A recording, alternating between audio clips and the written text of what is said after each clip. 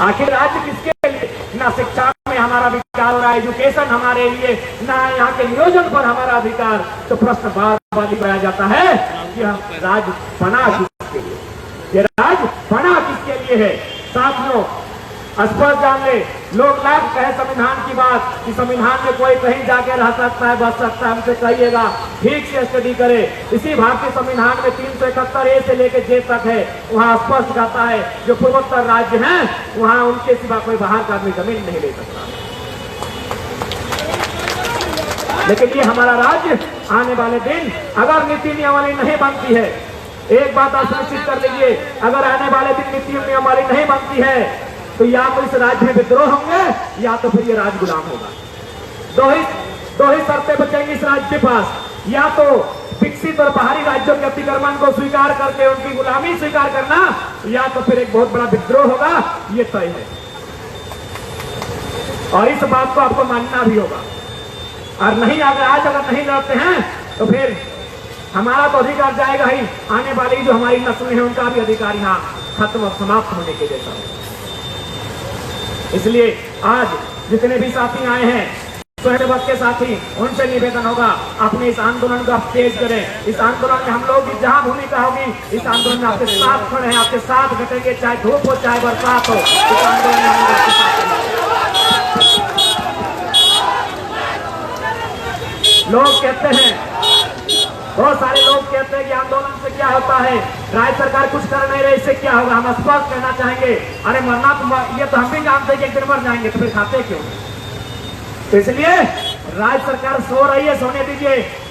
राज्य सरकार का काम है, वो अपना काम करेगी, हमें आंदोलन करना।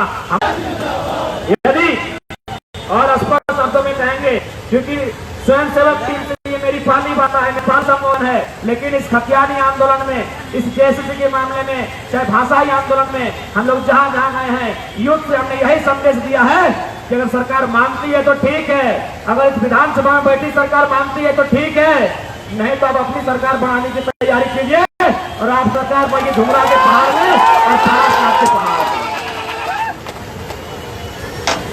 मैंने स्पष्ट कह दिया है और हमने ये युवाओं को स्पष्ट संदेश दिया है कि यदि आप घर में रात को एसी और पंखे के कमरे सोते हैं तो घंटा पंखा बंद करके रहिए।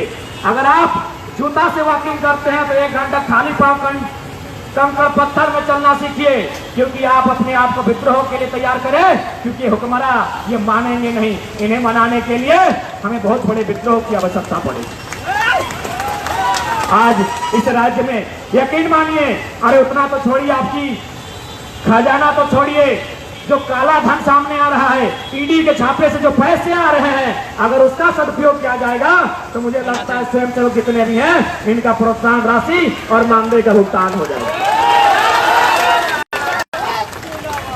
लेकिन मैंने स्पष्ट कहा सरकार को, यहाँ की एक बड़ी आबादी से जो लोग हाशिए पर है, जो लोग शोषित है, जो लोग वंचित है, उनसे कोई वास्ता नहीं है।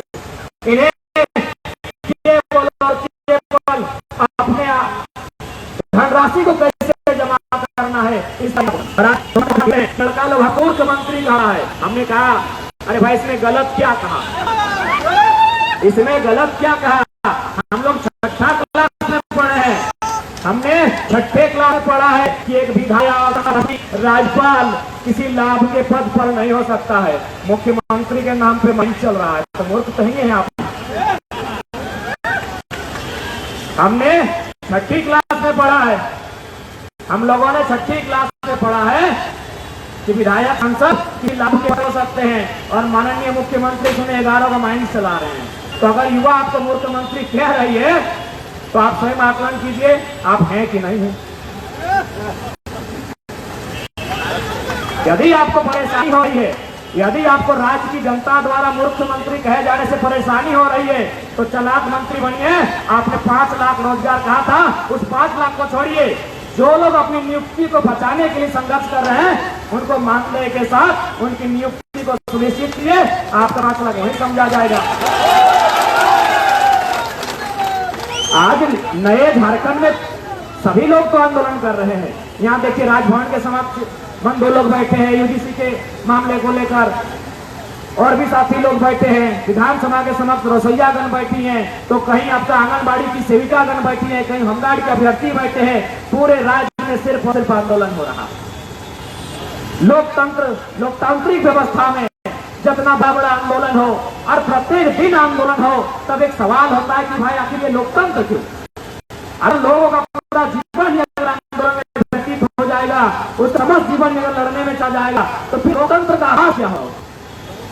इसलिए आज राज्य सरकार को, आज राजधानी के बीचों बीच, आज स्वयंसेवक मंडली के बीच उपस्थित होकर राज्य सरकार तक ये संदेश देना चाहेंगे, यदि आप वास्तव में चाहते हैं लोग आपको मूर्ख मंत्री नहीं, एक चालाक मंत्री और आंदोलनकारी के पुत्र का बेटा कहे, आपको एक आंदोलनकारी समझा जाए, तो आप पहले फाइलों को पलटिए और देखिए कहां लोग परेशान है, कहां लोग हताश हैं, कहां लोग वंचित हैं। आप के अनुसार कार्य किए, तब लोग आपको मूर्ख नहीं चालाक मंत्री कहेंगे। आज झारखंड राज्य, लोगों ने आशा किया था कि यह राज्य खुशहाल होगा, यह राज्य प्रगति के पथ पर चलेगा, लेकिन दुर्भाग्य की बात है चंद लोगों की मानसिकता ने इस राज्य का आज मटियामेट कर दिया। इसलिए कोई भी राज्य बनता है तो पहले वहां नीति नियम मांगते हैं ताकि वहां के लोगों को संरक्षित रखा जा सके। और स्पष्ट शब्दों में कहा जाए, अंग्रेजों ने जो कानून बनाए थे, इनसे बेहतर हमारे लिए अंग्रेजों के कानून थे।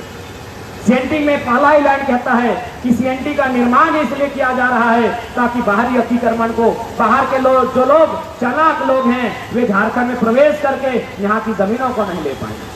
तो हम इस उदाहरण के माध्यम से यह कह सकते हैं, इस सरकार से बेहतर तो अंग्रेजों की सरकार थी, जिन्होंने लगातार झारखंडियों की जल, जमीन, जंगल की रक्षा के लिए कभी सीएनटी कानून तो कभी विल्किंसन कानून बनाकर इनके हाथों में दिया, ताकि इनके हक अधिकार को कोई वंचित नहीं कर सके, कोई शोषित नहीं कर सके।